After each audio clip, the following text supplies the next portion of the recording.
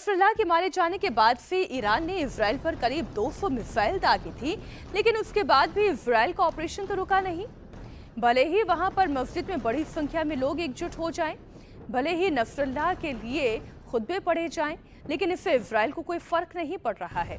आइए आपको कुछ अटैक की तस्वीरें दिखाती हूं, जिससे लेकर दावा यह किया जा रहा है कि इसी हमले में नसरल्लाह के भाई हाशिम सैफुद्दीन की जान गई है। इजरायली मीडिया के हिसाब से बेरूत में एयरपोर्ट से 4 किलोमीटर दूर हाशिम सैफुद्दीन के ठिकानों पर हमला किया गया। आप ये तस्वीरें देखिए, धमाकों की आवाज सुनाई दे रही है, आसमान से आग उगल रही, मिसाइलें किस तरीके का विनाश लेकर आ रही हैं।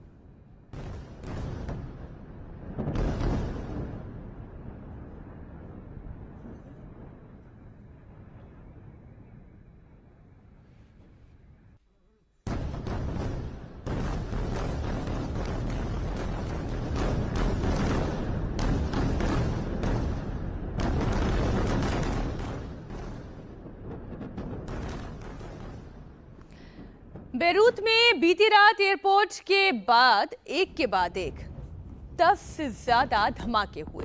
बेरूत एयरपोर्ट के पास ये बड़ा हमला हुआ। धमाकों के बाद आपस का ये जो पूरा आसपास का इलाका था वो धुएं के गुबार से बच गया। धमाकों से हुए नुकसान का अभी तक पूरा आकलन तो नहीं लग पाया है, लेकिन हाँ भीषण धमाका है। इसके बाद ये तो कहा जा सकता है कि वहां पर जो कोई भी मौजूद होगा या वहां पर जो कुछ भी कंस्ट्रक्शन होगा वो तो सब कुछ तबाह हो चुका होगा। लपटें बहुत ज्यादा हैं, धुआं बहुत ज्यादा है। लेबनान मीडिया के मुताबिक इस इलाके में 10 एयर स्ट्राइक हुई है और इसी हमले में सैफुद्दीन मारा गया है।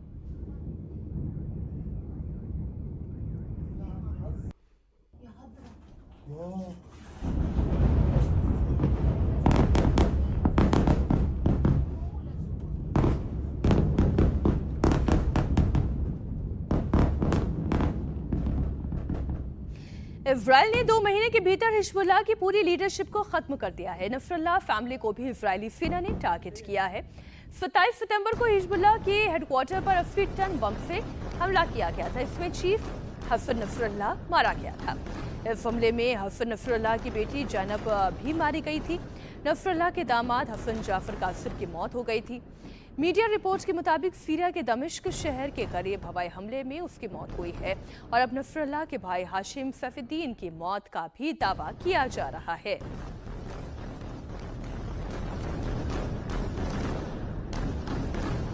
इजराइल सितंबर के आखिर से ही लेबनान में उन इलाकों को टारगेट कर रहा है जहां हिजबुल्लाह के कमांडर और मेंबर मौजूद हैं। साउथ लेबनान में फास्फोरस बम का इस्तेमाल करके विस्फोट किए जा रहे हैं। इजरायली हमलों से लेबनान में बीते 24 घंटे में 28 स्वास्थ्यकर्मी भी मारे गए हैं।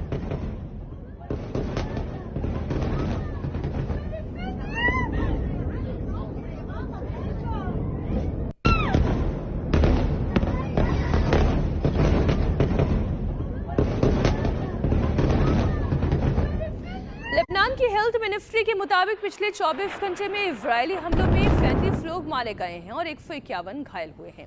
तस्वीरें देखकर और धमाकों की आवाज सुनकर ही आप ये अंदाजा लगा सकते हैं ये इजराइल के हवाई हमलों से किस कदर लेबनान में चारों तरफ दहशत दिखाई दे रही है। धमाकों की आवाज से पूरा बेरूत दहल उठा।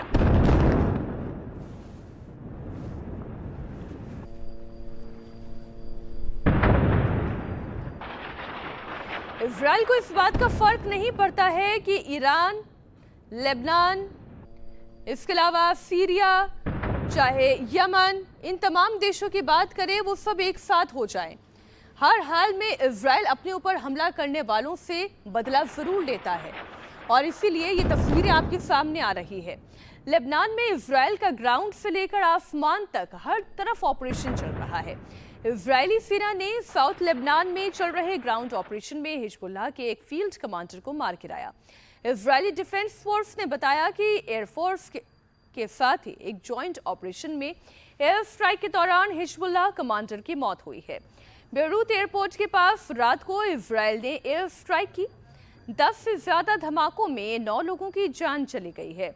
इजराइल ने हिजबुल्लाह से जंग में दक्षिणी लेबनान के 25 गांवों को खाली करने के लिए कहा है। इजराइल ने लोगों से उत्तरी लेबनान की तरफ जाने के लिए कहा है। इस लिस्ट में नबातियह शहर भी शामिल है, जो साउथ लेबनान का सबसे बड़ा शहर है। इजराइल लगातार हिजबुल्लाह के ठिकानों पर बम बरसा रहा है, एयर स्ट्राइक कर रहा है। लगातार हिजबुल्लाह के ठिकानों को निशाना बनाया जा रहा है। बेरूत की बात कर लें तो यहाँ एयरपोर्ट के पास भीषण विस्फोट हुआ, जिसकी धमक सुनाई दी इन तस्वीरों में भी।